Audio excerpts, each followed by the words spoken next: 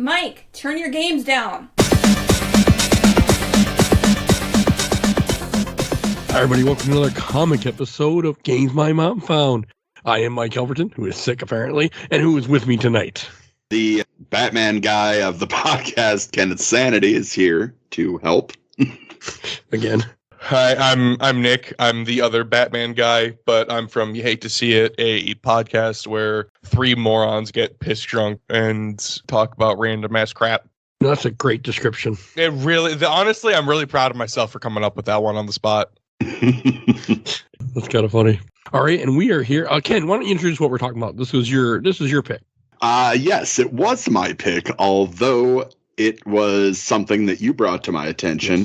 Today we're going to be talking about the War of Jokes and Riddles, a 9-part Batman storyline that occurs during the Rebirth timeline of DC. And this is a story that I had never read before we did the podcast. Hey, this is my first time, and this is very odd for me because that doesn't normally happen. So have you read any of Rebirth before this, or just starting to?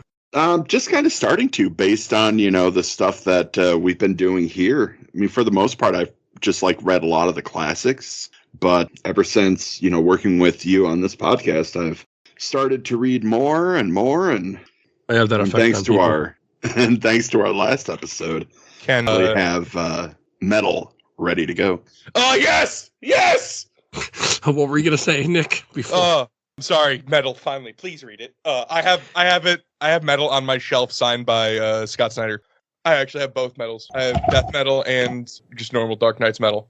But as someone who has read probably close to 30% of all Rebirth, good luck, Godspeed. Batman is amazing. Detective Comics, phenomenal. Batgirl was pretty good. So this is volume 3 of Batman.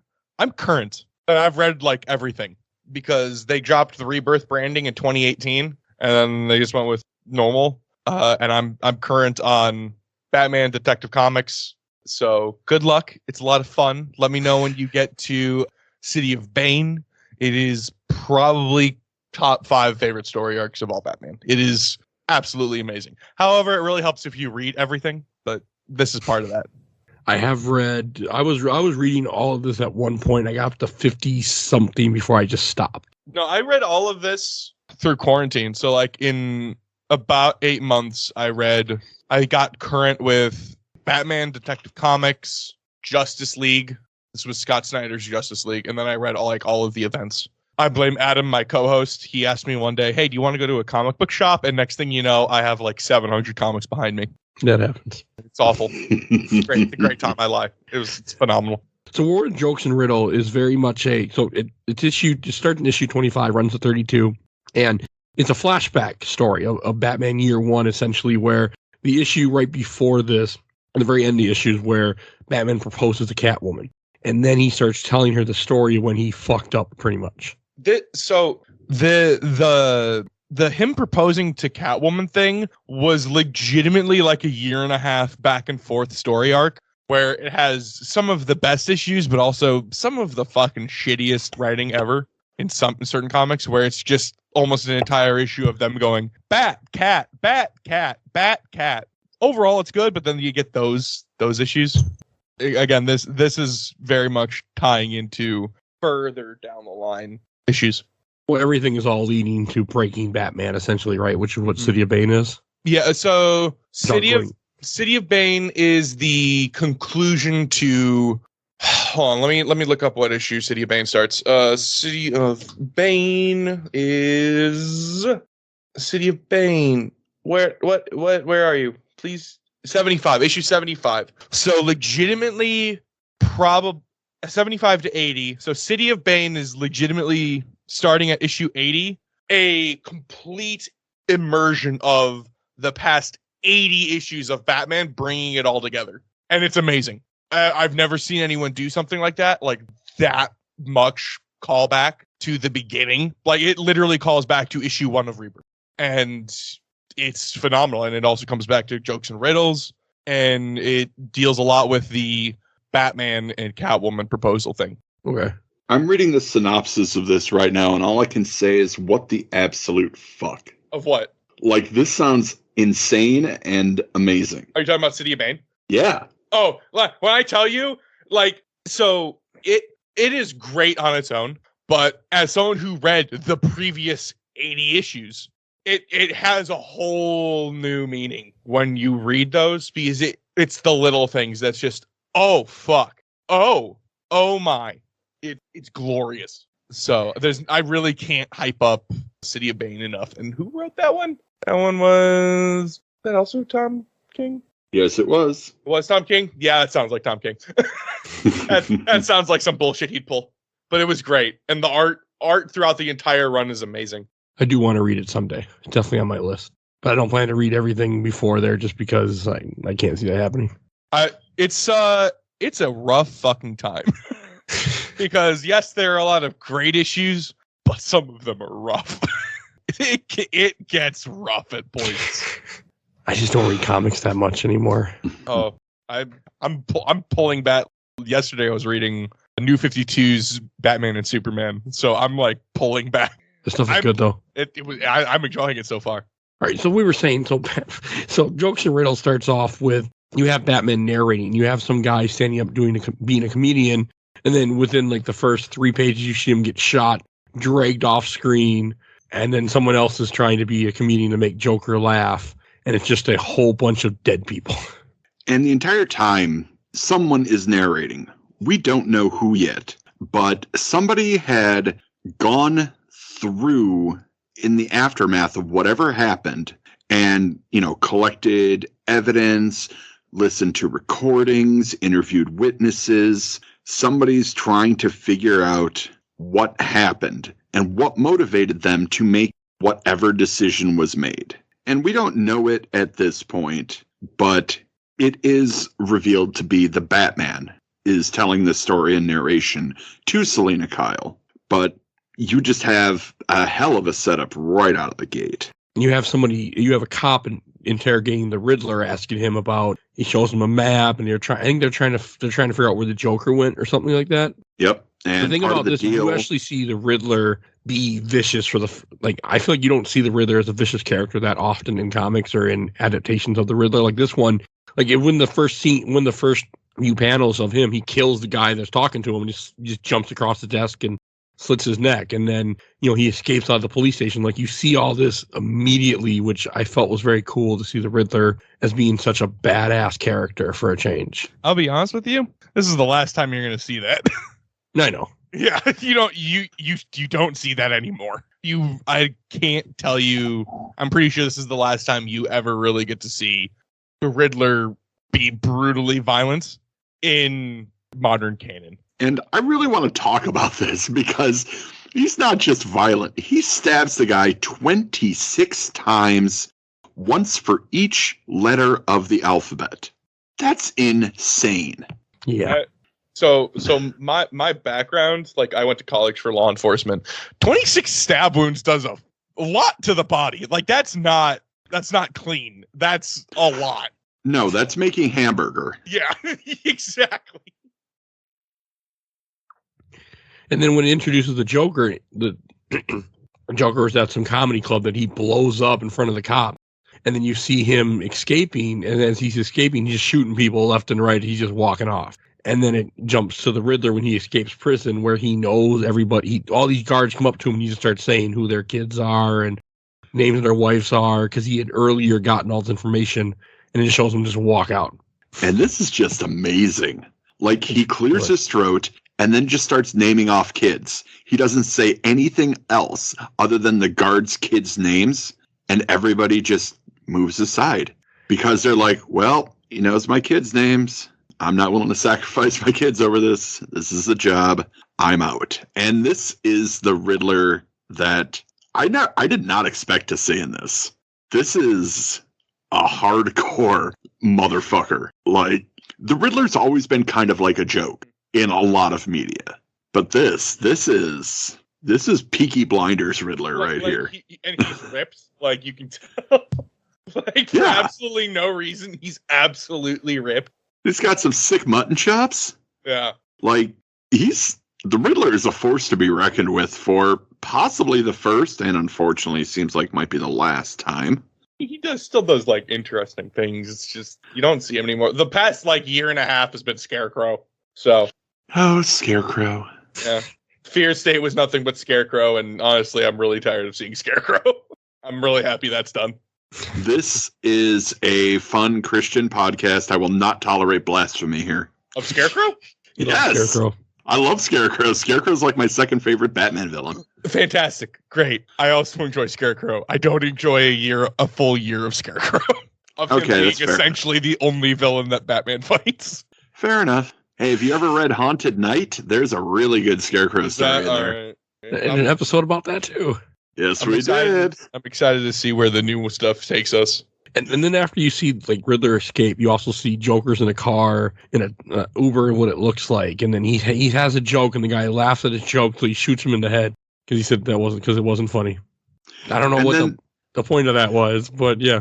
During this, I love this because during the narration that follows Joker shooting his driver in the car that he's currently driving, he doesn't get out of the car, and the narrator, Batman, is just talking about, why? Why did he do it? It could have ended so much differently. He could have just died laughing in that car, but he didn't. I mean, he gets out of the car, and then this is where you see him and the Riddler both go to this giant tower for some reason. I think it was the Joker's tower, or I don't know why. Joker's pretty much set up base there. Okay. And what the Riddler was trying to solve with the cop before he made, casserole out of him was trying to figure out where the Joker was hidden. Oh, yeah. And the Riddler figured it out, but he didn't tell the cop because he wanted to show up himself. And he did, with a classic setup, knock, knock, to which the Joker replies, "Who's there?" In which that joke goes on the entire, the whole like little series of this storyline. They keep going with that all the time. And also the idea that Joker can't laugh. For some reason, he can't laugh at anything. That's why he's killing everyone, because he's trying to have somebody make him laugh. And then the Riddler talking about puzzles and riddles. I like seeing them get together, and then Riddler's like, we need to kill the Bat. Like, that's what we're going to do together. We're going to kill Batman.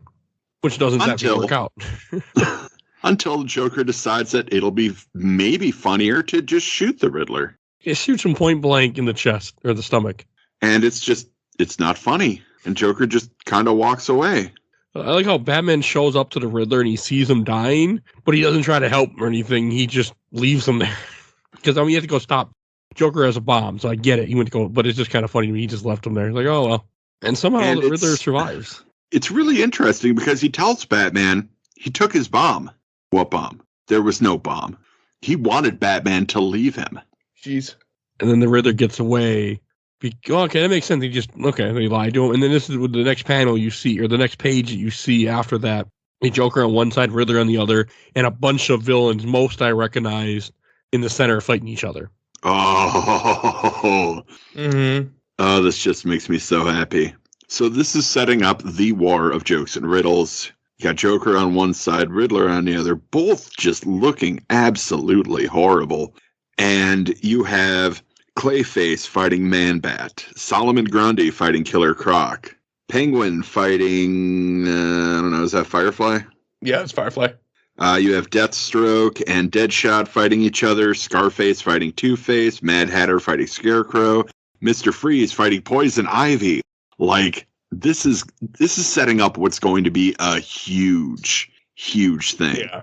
And then it cuts to Batman. Just Batman in bed with Catwoman, and he's vulnerable. He is telling the woman that he wants to be his wife.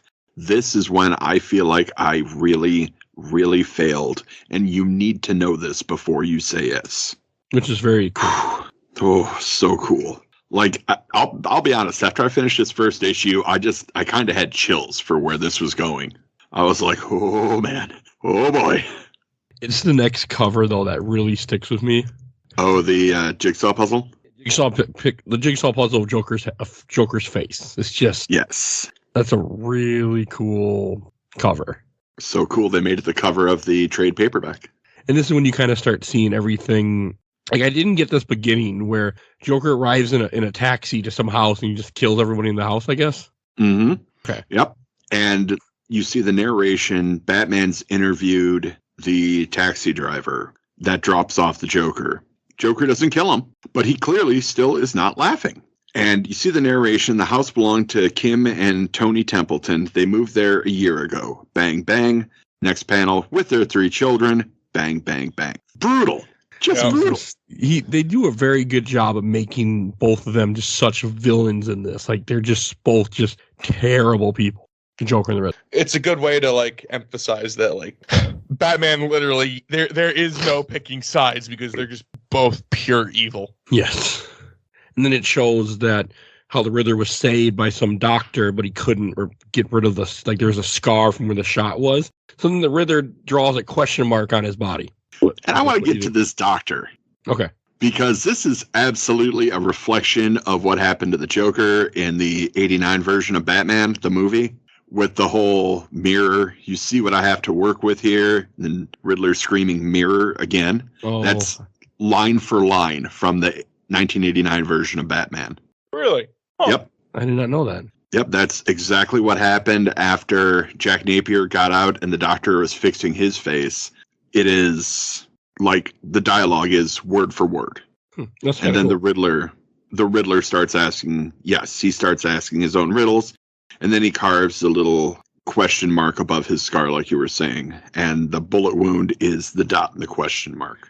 And then he kills the doctor and draws question marks and blood all over the room for some reason. Some reason? I think we know the reason. It's Riddler. Nuts. Yeah, exactly. The clinical term is batshit insane. Yes. Bad shit like Batman. That wasn't even intentional, and I hate it. And then you see, for some reason, Joker ends up calling Falcone, which I know you like Falcone. Again, I'm not a big fan of the Mafia people in the Batman stuff, but it makes sense to have them there, especially just being early Batman, where then you see the Penguin is working for Falcone, and for some reason, Falcone didn't send his men to go kill the Riddler because the Joker told him to.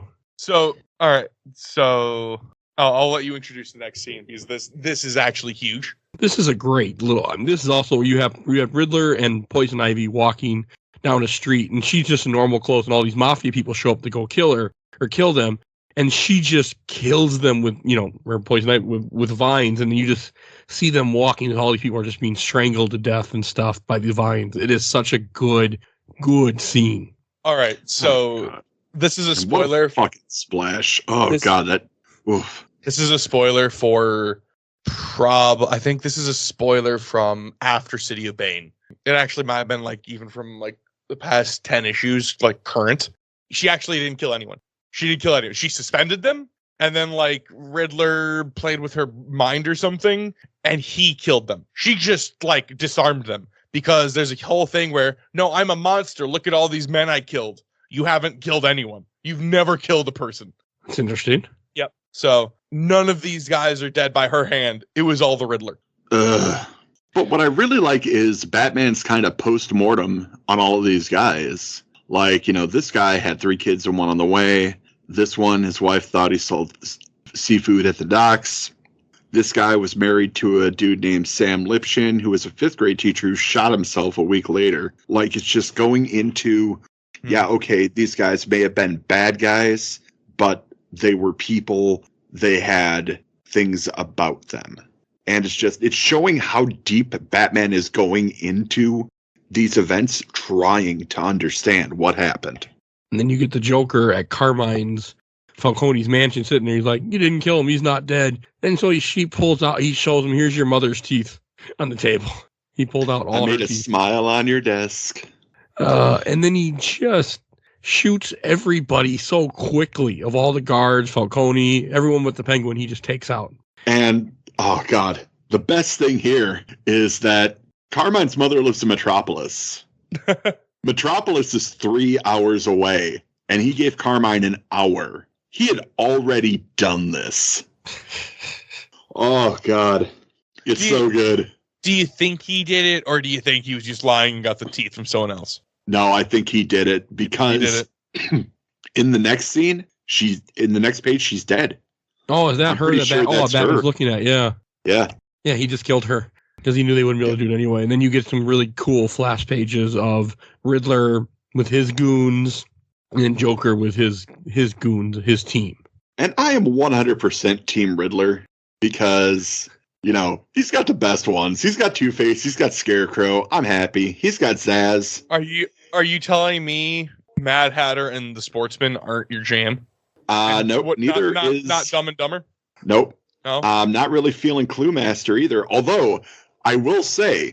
I initially thought that Clue Master, with the way his mask is, I was like, oh, maybe he's one of the Whisper Gang. Is that Clue Master in the bottom left, or is that's not Sportsman? No, it's Clue that's Clue Master. Sportsman has a hockey mask. Yep. Who the fuck is Clue Master? He is Stephanie Brown's father. Who the hell is Stephanie Brown? Spoiler. Oh, okay. Or Robin, or whatever, if depending on the canon you're going for. Because is he part of... I mean, when I saw him, I just thought of the Whisper Gang immediately from that we read in Court of Owls. Have you ever read Batman Eternal? No. All right. Well, he's a main focal point in that, and that's where they introduce Stephanie Brown from Into New 52 as spoiler. Okay. Yeah. So he's like one of those dudes who's I'm going to be an A tier villain or an S tier villain. Meanwhile, he's barely breaking out of C tier. Okay. Like his plans are usually a little too much, and like the people he tries to do them with suck. So I mean, he's not fantastic, pretty crappy. I'm excited. I like how there's a really good depiction of Victor Zsasz. I gauge every comic. I gauge every comic on how well they depict Zsasz, because I'm really tired of seeing Zsasz depicted as a fucking really crappy hitman for the mob. It's really depressing every time I see that. I want him to be the spotlight. He deserves to be the spotlight. Hey, he was in Birds of Prey. He wasn't the spotlight. He was the fucking henchman. Yeah, I want but he him was to fun. be a serial killer, not a hitman. Fair enough. And I Still never agree. seen He should Birds of be a Prey serial- yet. It's fun. Yeah. I want to. I don't know why I've never got around to it yet. What? Birds of Prey, the film. Oh, it's a movie. It's the only one of the DC universe I haven't seen yet. Honestly, if you stop the film, so when you get to the last fight scene, go make popcorn, go take a piss, like make a phone call, do your taxes, and then come back. And then really you'll be better off. Okay. Just don't watch the last fight scene. It's so bad. And then you have a weird interlude with the next issue for Jokes and Riddle, which is about Kite Man. Kite Man. Hell yeah. So Kite Man, how he's been a joke character for a long time. This is the first time that I think they ever made him a serious type character. Like you have him, it first starts off, you have a guy sitting in a bar, Batman creeps up to him and grabs him, and then all of a sudden it jumps to somebody else is hanging him above a gargoyle. Is that Deadshot? Yeah, that's Deadshot. Okay. Yeah. Deadshot has a really fun mustache. Immediately, I thought it was Batman because that's very much a Batman thing to do. Yeah. It is, yeah. But nope, good old Floyd Lawton. Not the Will Smith version, which is unfortunate. And then you see Batman has him up against a wall and is kind of interrogating him, trying to set. Is that Batman, right? Because he's trying to have him set up a meeting. Okay, so Floyd and Batman are both trying to have him set up a meeting with the Joker and the Riddler to try to get them to figure out where they're at or something like that. Mm-hmm. Mm-hmm. And this is where we find out the guy's name. Oh, God. Charles Brown. Good old Charles Brown, the one with the name from the comics. And then you see him, and then this is where you have a little thing where he's with his son with a kite, and you talk about he's a meeting, and then his son says, "Hell yeah!" And as we tell him, "No, don't say it's a bad word." But if anyone who knows Kite Man, any type of thing, he always says, "Hell yeah!" Yeah.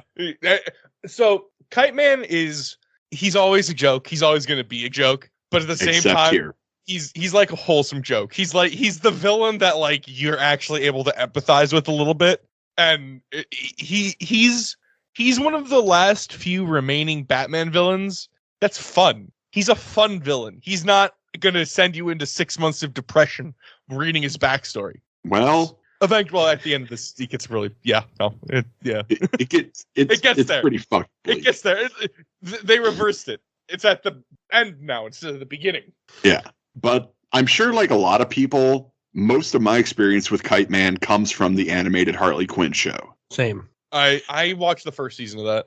I love that show. It's amazing. And Kite Man is one of the most wonderful, pure things about that show. He's just trying to have a good time. you know, trying to get a girlfriend, trying to be important, because he's Kite Man. Hell yeah. And then I do like this. You see him leaving a bar or a diner, and this big bouncer-looking guy standing behind him turns out to be Clayface and just absorbs him. And takes him to Riddler.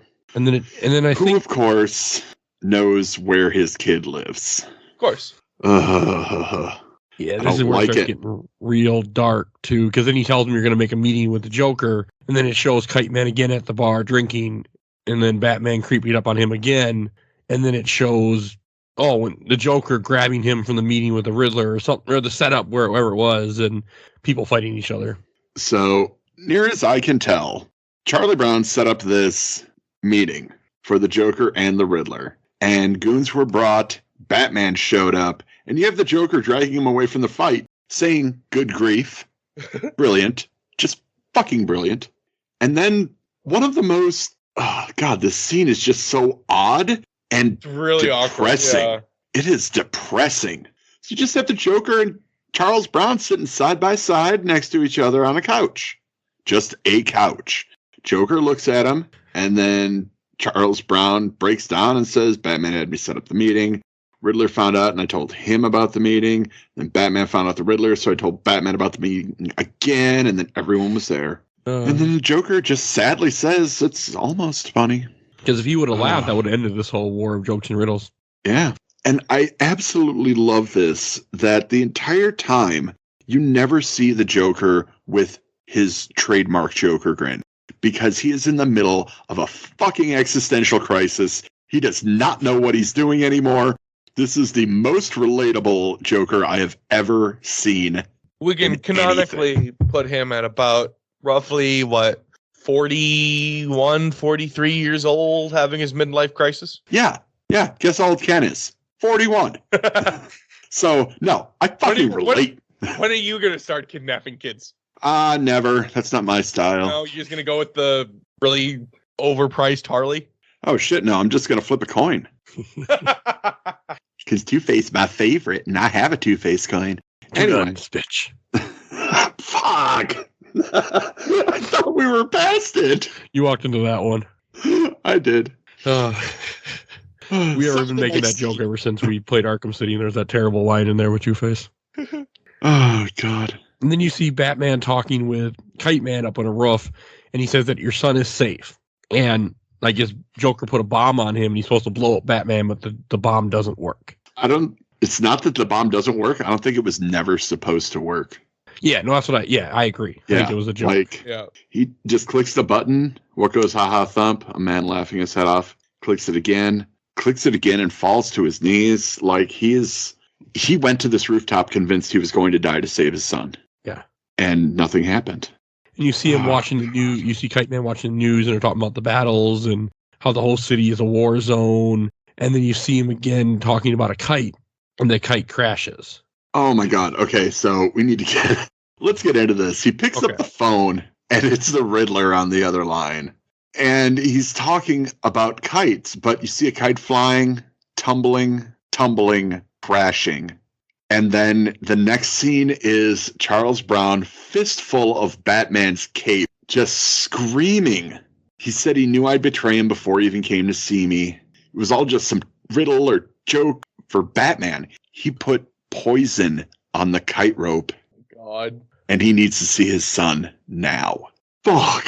It's really fucked up. And then you find out his son dies, and he asked him, well, am I going to go to hell because he doesn't say hell, but because I said the bad word. And right before he even he doesn't hear him say it because he dies before he tells him no. And that's just, oh my God. Like, this is galaxy brain level thinking on the Riddler's part.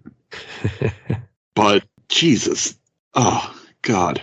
And earlier you had the conversation with Kite Man and his son where just like, Mom says you're a joke. Are you a joke, Dad? What does that mean? And you know, he's trying to like, no, I'm not, but maybe I am. And then after his son dies, you see him, he's making a kite in his basement. And the last scene you see is he goes to the house where Joker is at, where he killed those 4 or 5 people. And he's dressed up as, you know, his costume now as Kite Man and says, hell yeah. Fucking depressing.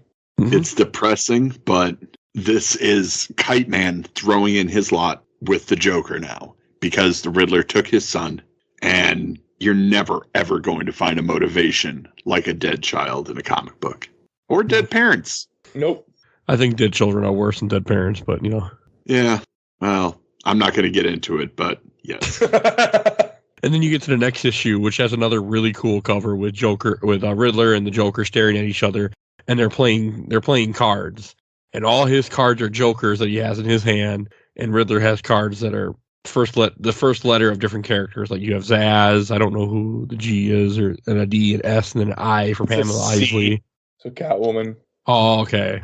I forgot Catwoman's on his side, sort of in this. This is also a very weird intro to this book where you see him, he's narrating, and you see James Gordon in one panel he's stripping, the other panel he's putting on a orange jumpsuit, and each panel is something the opposite of whatever the other one was, and then you see him walking down an alley. One he's mostly naked and with Joker signs on the wall, and the other one he's in the jumpsuit with Riddler signs, where he's going to go meet with the Joker and the Riddler to try to, I think, come up with a truce or something. He's trying to work out a solution. He doesn't want his city to keep, dying. He just wanted to talk, unarmed. The Riddler's response was a 37-page letter. It dictated where to go, what to wear, how to walk. The Joker used lipstick to write on the back of a dead man, "Come in your undies." What the hell? Yeah, it's kind of interesting. And then you get good panels where you see all the villains that are with each, have teamed up with each person. Oh, and the Joker's joke, I actually laughed out loud because it just made me laugh. It was fucking good. And the Lord said unto John, "Come forth and you shall have eternal life." But John came fifth and won a toaster. Fucking great. I really like the riddle that the Riddler has. I've heard it before, but it's just one of my favorite riddles. The fact that everybody in the room is completing the answer is horrifying. Yeah. Like, they're indoctrinated. They are brainwashed into the Riddler's cause. I just noticed, you notice how the Riddler, all of his guys are marked with, like, armbands and stamps? Mm-hmm. Joker doesn't have that. Nope. Everybody's just kind of hanging out. And I feel like the Riddler definitely seems more organized, like almost militarized to a point. He has guards that are wearing outfits that are similar, uniforms, being marked as the Riddler's henchmen, like completing the riddle. It's all signs pointing to Riddler has much more respect, discipline, and Joker's just like, "Hey man, let's fucking, I don't know, hang out, kill some people. What do you say?" Sure. And on the Riddler side, you see the Riddler goons that are dressed like what the Riddler would look like, and Joker's side doesn't have any of just the goons. You just got people hanging out, sitting on the ground, whatever furniture is available. And then this is where Gordon tells Batman they both just want Batman. They said, "Bring me Batman and the war ends." And then you finally see, for the first time in this little series, you see the Joker goon get thrown out the window, and then you see Catwoman for the first time. Or no, Kite Man got thrown out the window. He has a Joker head on his helmet. Yep, and then Catwoman shows up, who, of course, deriding Kite Man, as always. I can't get no respect. Can we talk about how we get to see her in the kind of more retro Catwoman outfit with the purple? Yeah, that's kind of cool. Like, kind of a nice little throwback. Yeah, because, again, it's year one, so, but still, you don't see that anymore. It's all black now. Yeah, like, I remember when this costume was a thing growing up, and it was before the concept of horny jail, but I'm pretty sure everybody needed to go to it because of that costume. Because, yikes. It's cool to see. It's cool to see her in her classic costume, because, again, it's supposed to be a, earlier story, and then I like how he kind of, says that, he's narrating, he said, "You explained that this was a Maroni crime family apartment. The family had stolen a fortune from you with the war on. You were taking the fortune back." And she's like, "I lied," when it jumps back to present time. And then he agrees. Yeah, he lied. Which is no surprise. But I like her. I like her explanation here about how she hasn't taken a side and why. Mm-hmm. Because she's not a criminal. Yeah. I like how he said, "We're currently breaking into a safe that's not yours." I'm not like them. They're unsuccessful criminals. I haven't gotten caught. It's pretty funny. And then this is when you see them. They kiss for the first time, essentially, because I'm assuming it's the first time. And then it jumps to something that I thought, I don't agree with this part, and I'll get into it. You have Deathstroke and Deadshot are having a sniping contest. It starts with, and then it goes to them fighting hand to hand, and it just shows the city burning around them, and it says like they've been fighting for like 6 days or something like that. Crazy. I think it's awesome. Wouldn't Deathstroke have just taken out Deadshot within the first day, because Deadshot is just an excellent shot, but Deathstroke is isn't he like a superhuman almost? He's a meta, I believe. Yeah. Yeah. So, think if I remember correctly, which I probably don't, Deathstroke has a healing ability and superhuman endurance. I think Floyd Lawton, while Deathstroke is an excellent combatant and a metahuman, Deadshot, Christ, is literally the greatest marksman on the planet. I think it like the competition is usually between him and Green Arrow to see who's the best marksman, and like Deathstroke's a pretty solid third. So Deadshot is no slouch when it comes to hand-to-hand combat. He's fought before. He's gone toe-to-toe with Batman. Yeah. Anyone who goes toe-to-toe with Batman is a really good combatant. So, well, yeah, okay, I can see where it might be a little kind of hard to buy at times that they fought for 6 days. I think it's just a testament to both of them, because Deathstroke may have metahuman abilities, and Deadshot's just a dude and still kept up. Yeah, that is kind of impressive. It's weird. In this, he didn't take off his mask. I mean, if I remember that first Suicide Squad movie, his mask comes off all the time. It's weird, huh? Well, when you're played by Will Smith, of course it does. Yeah. Floyd Lawton, not played by Will Smith, is just a dude who's really fucking good with a gun. Oh, that first Suicide Squad movie. Oh. He's still really good. I personally like Will Smith's Deadshot. I think he did a solid depiction of him. I kind of like the comic version better. I'm always going to be a comic purist. The comic version better. I mean, the problem with Suicide Squad isn't Will Smith, is that movie should end like halfway through and just be done, because it gets terrible when you start getting the whole Enchantress stuff. Have you seen the extended or the director's cut or whatever? Yes. Oh, that's the only version I've seen. Oh, okay, I watched that one. Yeah, that's the only one I've seen. Every time I try to watch the theatrical one, I fall asleep. No lie. There's a director's cut of Suicide Squad? Well, it's an extended version. It's not a director's cut. It's not an air cut. People still rooting for an air cut. Yeah, that's what I thought. That's why you got my attention. I'm like, what? No, the air cut is not out yet. I do know from listening to many podcasts that somebody had. Well, I think it was Comic Conspiracy, one of my favorite podcasts, that somebody they were talking to before that movie came out saw a screening of it, and the movie he saw was not the same movie that was in theaters. So what happened with that movie? A little bit of behind the scenes. What happened with that movie was that the Bohemian Rhapsody trailer did so well on YouTube that Warner Brothers was like, "Hey, make the movie look like that," and so they hired the company that did the trailer, and the company that did the trailer was like, "We can't make a movie with this. We need to do a reshoot." And Warner Brothers is like, "Do it!" And then Ayers was just like, "Well, what the fuck about my movie?" So Warner Brothers is dumb. Warner Brothers is really stupid. They're getting smarter. Getting smarter. No, they're not. AT&T is coming in and being like, "Hey, stop it." That is not them getting smarter. That's Daddy coming in and telling them to shut the fuck up. Well, whatever. However it happened. The AT&T executives are like, "Hey, we want a Snyderverse." And Warner Brothers is like, "What the hell?" You don't want a Snyderverse? You want one? I did like the Snyder cut of Justice League. Snyder cut was so good. It was really good. And apparently, for all of the movies after Justice League, the directors for all of those movies and the writers went to Zack Snyder and were like, "Hey, what were you going to do? Because we want to do what you were going to do." Because no one likes Joss Whedon. Don't even get me started with him. What a bastard. Anyway, back to the comic. Cool. So the issue ends with Batman ends up fighting both Deathstroke and Deadshot after they've been fighting for 6 days, knocks them both out. And really quick. Yeah. Yeah. Well, they've been fighting for 6 days. They're probably a little tired. A little bit.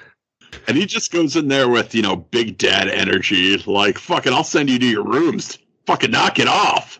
And then that ends the issue and brings you into issue 29. I'm a big fan of Batman's just screaming to the sky at the end of that.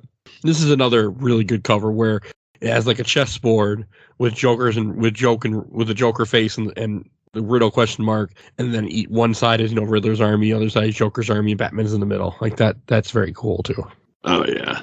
And this is where This is a very, very interesting issue that I did not expect, but I enjoyed it. Like it starts off with them making a dinner. It starts off with knock knock. Who's there? Europe, who? And then it shows Bruce Wayne sitting at a table with Joker on one side, Riddler on the other, and then a bunch of his goons. And he convinced them to come to a dinner at the Wayne Mansion so they could figure out a solution to this. And this is not Batman doing the negotiating. This is Bruce Wayne trying to save the city he loves. And they're sitting down to like a full 9-course dinner, which I really like how they show each course. Yeah, me too. I thought that was really cool. Yeah.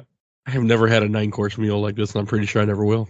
It's something, all right. I don't like the idea of eating an uncut fish. The fish thing kind of freaks me out. But the way they drew this, where it starts off, they draw the entree or the food, and then it shows all the conversation in between. It shows the next course and the conversations in between. Like, it's very well done how they did this. It's a very weird book in a sense. Not what I would expect. And this shows you all the conversation they're having, how they're trying to come to a deal. At one point, Joker throws a knife at the Riddler to try to kill him. And of course, it was over the fish. Yeah. It's a very interesting issue, though. And I know he talks about throughout the issue how his mother had said something about, having a 9-course meal to bring people together for dinner to really enjoy dinner or something like that. And I love how Bruce Wayne is pretty much just like, I'm not the Batman. Definitely not the Batman. Gordon has a relationship with him. I'm not Gordon. I'm just a concerned Gotham citizen who has a lot of money. And he asks him, why Batman? And the Joker just says Batman is problematic. And the Riddler agrees. And probably the first time they ever agreed. It's very odd. And then it just keeps going. And then it shows a scene of both of them, like, imagining what it would be like to kill Batman, how Riddler would want to kill the entire Bat family and throw them all in a grave and then have Batman be there at the bottom. Can we talk about how when Batman thinks about it and, like, in his mind thinks about what the Riddler describes, the first one getting shot is Alfred? That's brilliant. Yeah. You got everybody else lined up, but Alfred is the first one. I feel like that's... No, spoiler doesn't have a fucking... I guess that would have to be Batgirl, Nightwing. Yeah. I don't think there's anyone else. There's probably someone else. No. There's probably a Robin somewhere behind there. Yeah. This is also early Batman, so there's not a whole lot of it. Oh, yeah. So yeah, I guess it would be... It could be Catwoman. Or, no, hold on. What if it's Batman now thinking about it? Because technically this is a throwback. Well, then it would be there'd be like 20, 30 characters there, right? From all the Bat family at this point. But Batman's blocking part of the line, so there could be more. But the whole point is that Batman's just kind of down in this trench, and the Riddler is shooting everybody and making sure that Batman gets covered with their blood as they die. And then Riddler says he has one perfect riddle, says, riddle me this, Batman, and right before he hears the perfect riddle, bang. Just, first off, that's fucking horrible. To die in that anticipation, I'd come right back to life and kill him. Just want to know what the riddle was. And then the Joker describes how he'd kill the Batman just by choke him. Just strangling him. Which that really does fit the Joker, though, to say that. Yeah. And he thinks that Batman would be thankful for freeing him, which is probably not that far off. That's the Killing Joke. Cool. We talked about it. Never again.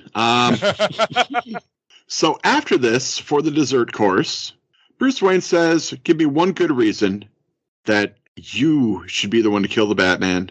Whoever has the better case, he's going to give $1 billion to the winner just to end the fight. I give you money to bribe all the other fellows' troops, turn the whole city on Batman, strangle him, shoot him. Once you've accomplished that, the reason for fighting is gone. And the Wayne fortune will have, again, saved this city. Fucking shithead. I mean, is he wrong? No. Yeah. And he's playing a character, too, so... Yeah, except I don't really think he is. No, I don't know. It depends. Is this Batman? Is this the comic where Batman is the mask or Bruce Wayne is the mask? Who's the man really inside? Bruce Wayne is the mask. Yeah. Oh, Bruce Wayne is the mask, but I think he's letting his Batman frustrations get out with his own inability to keep up. Like he's shit-talking himself because I think at this point he really believes that he's ineffectual and that the Batman cannot end this. So So the mask has to. It's fascinating when you think about it. Yeah. And then he does like does he because Batman ends up siding with the Riddler you see after that. Yes. Which confused me. And I love Riddler's response. The Joker can't kill Batman because he's a fraud. And he starts talking about, the multiple choice tragedy that made him the Joker, which is always fun. You're not white, green, and mad. You're just white and green. Yeah. And then oh my God. It also shows how they had hostages and Riddler releases his hostages where Joker had already killed all of his. Because, of course. And the Joker's reason, he doesn't have anything. He's just crazy. Why should I kill the Batman? Isn't it obvious? I'm the Joker. He's the Riddler. And in the end, who cares about the Riddler? Like, fuck, man. Stop pulling any punches.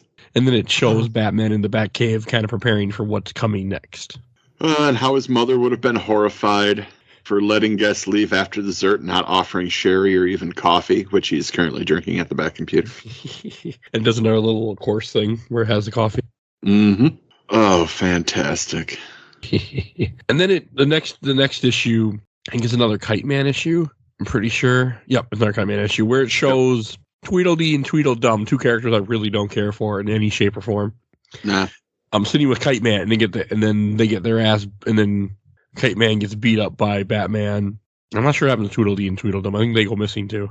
And this is where you start getting into the conversation with Kite Man's kid asking if he's a joke. Oh, okay. I thought it was the other issue.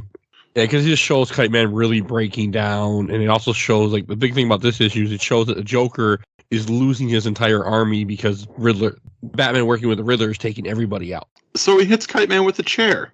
That's rude. It's not his fault. Yeah, it is. Don't lie. Like you see Scarface, he's like, he took my puppet. He took my puppet. Scarface is so messed up sometimes. Oh yeah. And you see Man-Bat get shot down by the Batwing, and it is cool to see all these people getting taken out by Batman. And this is where you see Cluemaster, who I didn't know who the hell this guy was until this one little part when they had him in here talking. And he said his name. I'm like, who the hell are you? But he takes off his mask. I was like, the Whisper Gang can't take off their mask. I'm like, that's weird. But I guess he's not really from that gang or something. I don't know. I don't know what his deal is. Before this, I hadn't never even seen him. Me either. But then immediately cut to Cluemaster's down, and here's one of my favorites, Mr. Burlap Bag himself, the Scarecrow. And he gives the fear toxin to Kite Man. Does he give it to Kite Man? I thought he did. He gives it to Cluemaster, but I don't think he gives it to Kite Man. Oh. Yeah, he's not screaming. No, he just gets up and walks away. Because nobody cares about Kite Man. Because Kite Man's a joke. Then you see Kite Man flying with Mr. Freeze, and then he's like, I'm master of science, therefore I have mastered war, and a little bat, what the hell are those things called? Batarangs? Batarang, Yep. yes. Flies right into his helmet and cracks his glasses helmet. We're going to lose very badly. That's God. It's brilliant. And Kite Man walking with Mad Hatter, he just grabs Mad Hatter. Batman just grabs Mad Hatter and takes him away and just leaves the hat. It's kind of. And I feel so bad for Kite Man because nobody bothers with Kite Man. Because everybody's just like, he's fucking Kite Man. Mm-hmm. I mean, it's all a setup, but yeah. And then you got the Joker giving his Charles Foster Kane speech to the audience in front of his face, just giving a big State of the War address. All of you in the audience, you are all triumphant. Cut to the audience, and it's just Kite Man clapping. Just clapping all by himself. But that's fucking depressing. Yeah, it really is. And then how Batman, they bring Kite Man into like an interrogation room, and Batman's with the Riddler. And the last thing Riddler says to him is, hell yeah. Which is what his son, like, it's just, yeah, it's kind of fucked up. Yeah. Because the Riddler killed his son. It's horrible. Because he's talking about there had to be the last person the Joker trusted. And that person, the last stupid person, would know where the Joker's running to now and that his war was lost. We made it you because we knew you'd talk. Even after I killed your boy, you'd still squeal. Because you're a joke. Because you're weak, cowardly. Because you're... And then Kite Man says, Kite Man. Hell yeah. Fuck. So I can't get over how when Batman, like a couple scenes above, when Batman's fighting Kite Man, and Batman's just like, please, stay down. Please stop making me beat the crap out of you. You have a part to play, please. I'm doing my part. Just, for the love of God, stop it. It has to look good, damn it. Oh, God. And fuck, it's so sad. Yeah, it made me, because of this, and then also what the Harley Quinn show made me really actually like Kite Man and feel for him. It's a weird thing and to then say. it is. Then the next issue shows us Team Joker on the cover, just looking above, kind of looking down on him, and all of these people are gone. Nobody's helping out the Joker anymore, which is unfortunate. And this is where you then see the Joker is threatening whoever the hell this guy is that he captured or has that's in this building with him, and then he kills him. And he's at the final hiding place of where Joker's hiding, which is also the place where this whole thing had started, where Riddler had met him in the beginning of this. And you see, he says, "Oh, do you have a man on the inside?" And he says, "No, not a man, not inside." And you see Catwoman climbing up the wall of the building, the outside, 73rd floor, and she's reporting, "Yeah, it's just stabbing a guy." And then she gets shot. He shoots her, but I guess the window takes most of the blast, and she just kind of falls off, and then swings herself into another window because she's climbing without any gear or anything. Because that's what she does. Yeah. Then he quick cut to present time. He's apologizing for putting Catwoman in that position. And then she says, "Never apologize for a position you put me in." Oh, I get it. 'Cause sex. I like Catwoman in this, though. It fits her character, I think, very well. Yep. She grabs onto a ledge as she's going down from the building and flies through a window to find out that there are no triggers on the glass. That's the way in. That's what Catwoman was there to do. Well played. Because he put bombs on everything. Is what, like, the whole place was triggered. If they went up the elevator, they went up the stairs, everything would blow up. And then so Batman's gonna go face the Joker. I think he wants to go by himself. The Riddler won't let him. Like, okay, I'll go with you, just you. But he says he won't do that either. So they have to take the whole army. And you see the Kite Man, talking, okay, how much do you weigh to Killer Croc? And he says, a lot. And then you see everybody with kites, including Batman, flying over the Joker building. Hell yeah. While Joker cuts off the guy's arm and throws it outside with a watch. Oh, God. He wanted to see time fly. God, I remember that joke when I was a kid. I remember hating it. And nothing has changed. I still fucking hate it. It's a dumb joke. It is. Why did the man throw his watch out the window? He wanted to see time fly. And then you have Riddler and company just smashing through the window with the wonderful greeting, knock, knock. Joker is furious. Who's there? Cows go. Cows go who? Which I don't get that. Cows go who? No, you twit. Cows go moo. That's a callback to a couple issues back where Joker was like, knock, knock. Who's there? To who? No, you twit. To whom? Oh. It's a preposition joke, which I get because I'm a grammar nerd. As an English major, I can appreciate it. I laughed at that like way too hard. There's no reason a preposition joke should be that funny, but it was hilarious. Especially coming from the Joker. Yeah. And you see the Riddler just kick the Joker's ass. He just punches him, twists his arm, and just fucks him up. Which is... That's just depressing. Jacked. Still can't get over it. Running a race and you pass the person in second place. What place are you in now? Well, you didn't pass the person in first place, so you're in second. You're always in second place. Oh my God. This man's about to destroy his soul. And this is where Batman tells him it's over, and then they all go to kill Batman. Like, all of Riddler's goons are ready to kill Batman. They, you see him all. Two-Face got only one gun, ready to shoot him, and Firefly's ready to shoot him. And then you find out that it was actually a trap because all their kites are made by Kite Man, and he has a jet-propelled inverse parachutes on them, and it shoots them all out the window, and they go up in the sky where they're going to go pass out. It just fucking folds them out. That brought back Metal Gear vibes for me so hard. And he's like, I had Alfred waiting in the bat blimp, waiting just high enough that they'd all be passed out when he gathered them. So, yeah, that's not very nice. You go up in the atmosphere to a point where you're almost dead. But they're not exactly nice people. No. They're bad. And the Riddler is very upset about this. Kite Man? Plans within plans. And then Kite Man says, you took my boys, so I took your war. What the? Oh, that's great. This is, and then you have Riddler punch Kite Man. But here's a thing that I like that felt like a throwback, where you have Joker says, my wife asked me what I was doing today. And I said nothing. She said, you did that yesterday. I said I wasn't finished. And to me, it's kind of an interesting joke because, again, I'm referencing the Killing Joke, how it talking, how he, at one point in this comic, they mentioned him having a son. Like, oh, really goes, did you lose your son? Did you lose your wife? Like, what happened that made you have such a bad day? Which is a reference to the Killing Joke and other stories. Boo. I know. There's another, and it made me laugh. Have you read Three Jokers yet? Oh, No. Okay, then I don't want to go any farther. why? Please read Three Jokers. It's It good. has Jason Todd, please. Okay. Since it has Jason Todd, I'll do it. Okay. Thank you. God. I'll do it for the jeez. show because I want to reread it too. Oh, God. Okay, I cool. own all three. They're amazing. Like, I don't even have to go online. I just own them. You heard it here, Games My Mom Found fans. We're doing Three Jokers at some point. Yes. We're Probably also not going next. to do metal because I said so.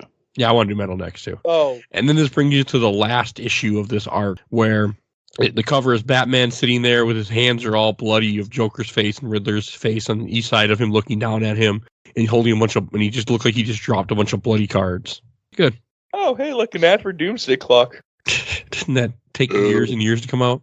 Yeah, it like Doomsday Clock was the first integration of the whatever the fuck the Manhattan Dr. Manhattan and Rorschach in DC universe after like that deal got worked out.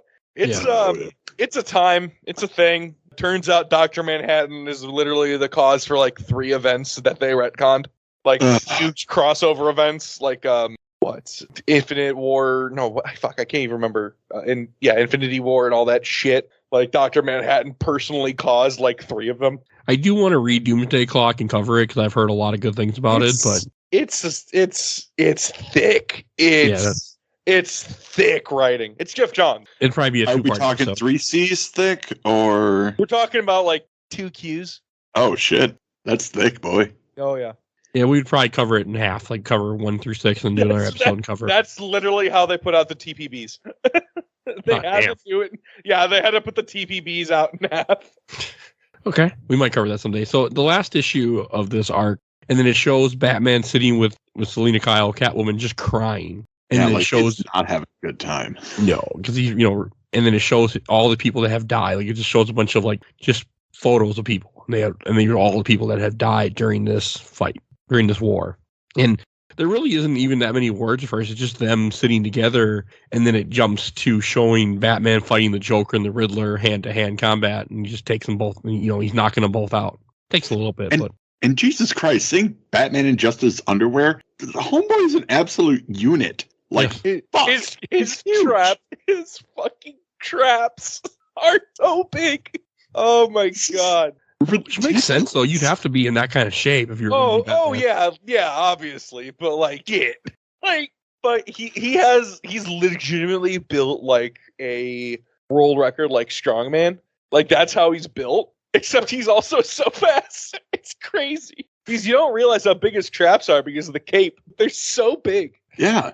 He, like, doesn't look like he has a neck at all. No. Like, it's insane. But enough about Batman's workout routine. Let's get back to the proper battle. And then as they're fighting, Riddler is throwing a fit because he lost because of Kite Man. He can't believe it that he was beat by Kite Man. And he's telling Joker he should be laughing because it's funny, but he won't. Of course, he's not laughing. And this is where you see Batman really lose it, which I like seeing this. As Joker and Riddler are arguing, he starts narrating about how they killed, Charlie. They killed this kid, and he was there, and they poisoned him. He grabs the knife off the table and goes to throw it at Riddler's face to kill him. No, he thrusts it out to kill the Riddler. Yep. He thrusts it out. And that's really interesting. Out of all of this, he goes to kill the Riddler. Why not the Joker? Why the Riddler? The line here that he narrates to himself in this panel with him thrusting the knife at the Riddler is, "I wasn't an accident. I didn't think I'd fail. I wasn't out of control or insane. I knew who I was. I knew what I was doing. I understood the choice I made. I thrust the knife out to kill the Riddler." And you see it just stabbing and blood gushing. Yeah. And then the next panel, or the next page, is where you see that the Joker stopped him. The Joker put his hand out and caught the knife with his hand. And not like, caught it with like his fingers. The knife went through his palm. hand. Yep. And he says, "That's funny." And he starts laughing. So For the first time. So the reason that Batman goes to kill the Riddler and not the Joker is that So the whole time the Joker hasn't left, and the Riddler did all of this, killed Kite Man's son, killed all those people, all of this just to try and make the Joker laugh, and he Which never is kind of laughed. sweet. It's kind of sweet, right? In a way. I think it's sweet. I think it's kind of sweet. And then like so right before Batman thrusts, like they see Batman pick up the knife, and Batman just steals Kite Man's line, "Hell yeah," as he's about to murder the Riddler. God. And then as the Joker's laughing and the Riddler's just standing there, you got Kite Man sitting, just like, yeah, I'm here. And the dude's just laying there with his arm cut off because Joker threw his arm out the window with his watch on. Later in Arkham, I asked the Joker why he'd saved me. He asked me if I knew the difference between a joke and a riddle. I said no. He said when I figured that out, I'd understand. Oof. And then you cut back to the Absolute Unit and Catwoman. And Bruce is just asking what separates me from them. I have lines, right? I can stop. I have limits. They can't control themselves. I can. I'm good. They're bad. They kill. I don't. That's what everyone thinks, but it's not true. What separates me from them is a hand on a knife. His hand. The Joker is what separated Batman from the Riddler. That's really good. Fuck.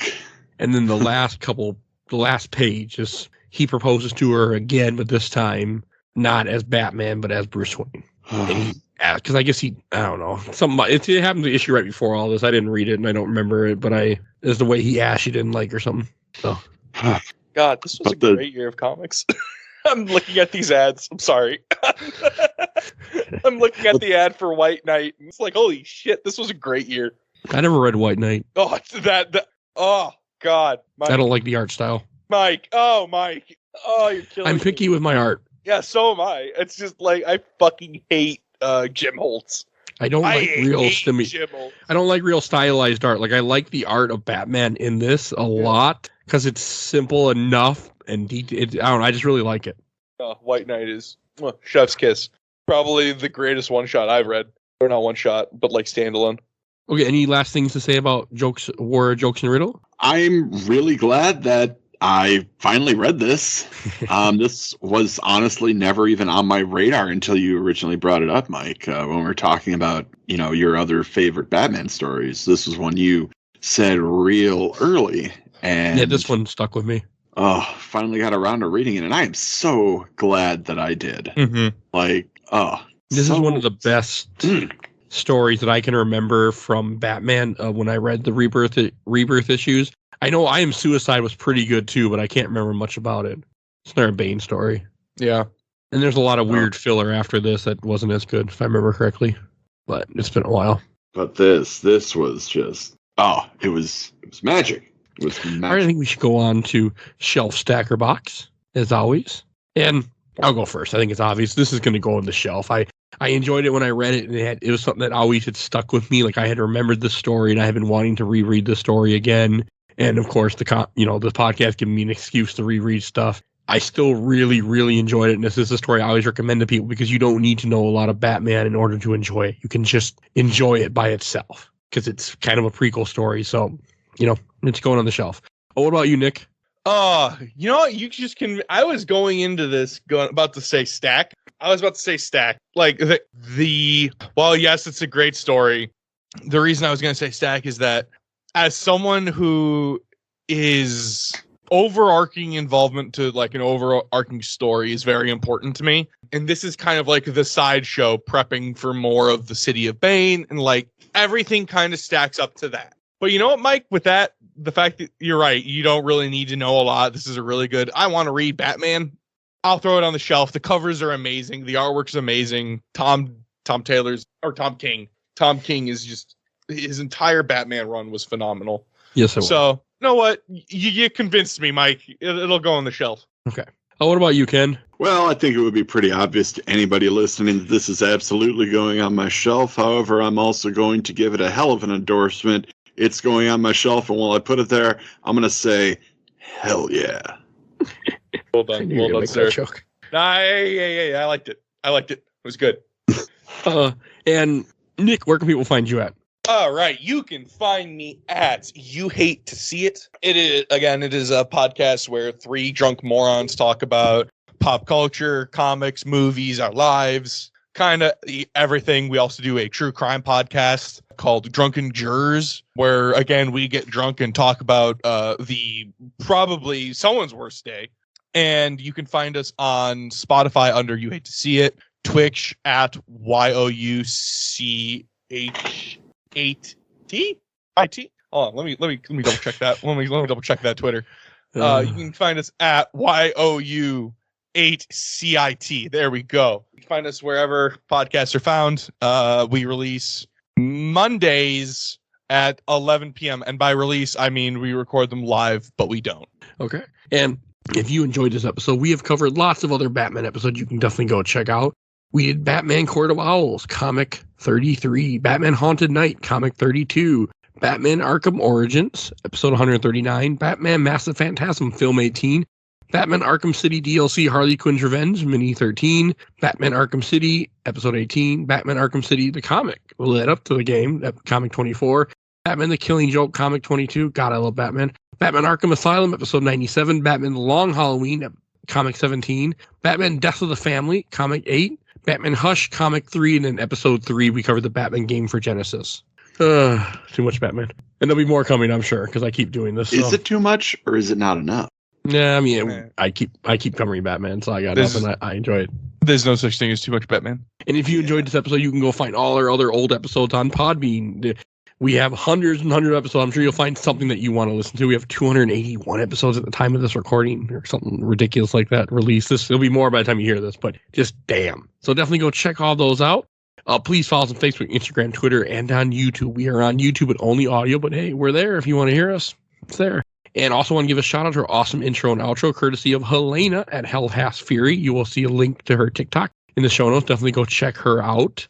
And we have a Patreon. If you want to help out the show for little as a dollar, you can go and vote in our Patreon poll that we have every month. I don't know what it is. I don't know when it's coming out exactly. So definitely go check that out. And I think I also want to give a shout out to my buddy Bill Tucker, who started his own podcast, The Gamer Looks at 40. Definitely go listen to him. He does a much different show than what I do, but still very good. So definitely go give him a listen and help him out.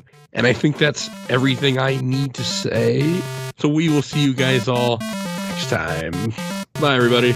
Dick. So long.